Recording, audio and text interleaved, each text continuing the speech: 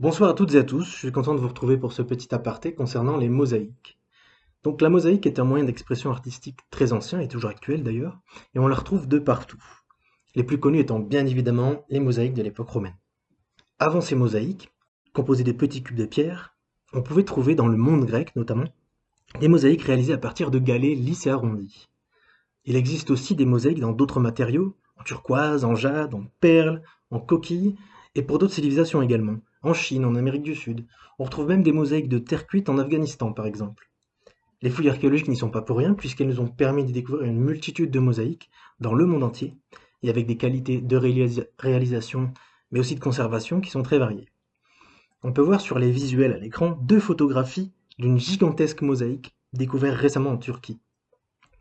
D'ailleurs, la totalité n'est pas encore fouillée. Et celle-ci est datée de l'époque romaine. En parlant des Romains, justement, comme je le disais auparavant, dans le monde méditerranéen, les mosaïques consistaient en de petits cailloux arrondis qui sont progressivement remplacés par les mosaïques que l'on connaît tous, c'est-à-dire les petites pierres cubiques colorées que l'on appelle des tesselles. Ces mosaïques représentent des thématiques très diversifiées. Elles peuvent être ornées de motifs géométriques ou bien figuratifs. Et comme on peut le voir sur cette autre image, certaines mosaïques représentent même les déchets d'un repas non balayé. Ce qui est assez inattendu et ce qui, en plus de nous renseigner sur les techniques de la mosaïque et leurs utilisations, nous renseigne aussi sur les pratiques alimentaires.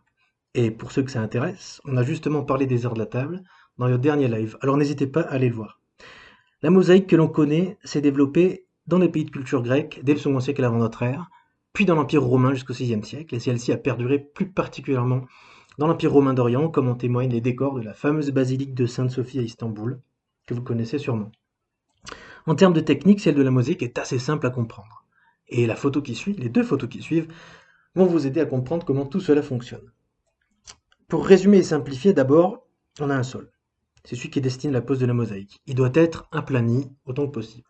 On y dépose par-dessus de gros galets, et ces couches de galets constituent une couche qu'on en appelle les statumènes. Ces galets vont servir à drainer le sol.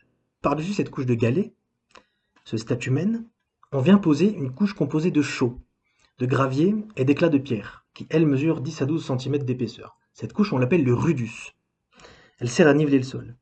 Enfin, par-dessus le rudus, on dispose d'une couche qui mélange du mortier de chaux et de l'argile, et cette couche s'appelle le nucléus. Et en avant-dernière étape, on vient déposer par-dessus tout cela une couche de mortier fin, qui une fois sèche, sur laquelle une fois sèche, on réalise le dessin, préalable à ce qu'on veut représenter avec la mosaïque. Donc c'est exactement comme les carnets de coloriage pour les plus jeunes. Une fois les contours réalisés, les tesselles qui sont parfois colorées dans la masse et parfois peintes sont disposées en suivant les formes du dessin. Et voilà, vous savez comment réaliser le sol de votre prochaine cuisine.